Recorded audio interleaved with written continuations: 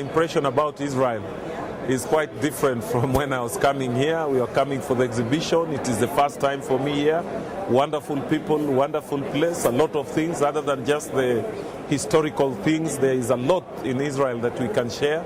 There is a lot that we can collaborate and share in terms of water resources. In my country is a water scarce country, and we are thinking of how best we can harness water so that we are able to supply the populations. And I'm seeing solutions here, very good innovative solutions here from what I have seen so far. Because most of the things, as I've been told, it has just happened in the last 50 years.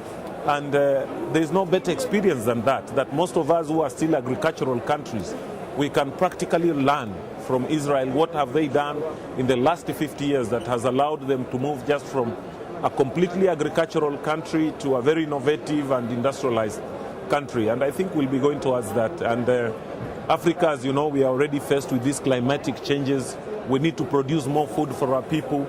So all these technologies about water, irrigation, agriculture will be very, very useful in future. And I think that is going to guide the cooperation between Africa, and more so even Kenya and Israel.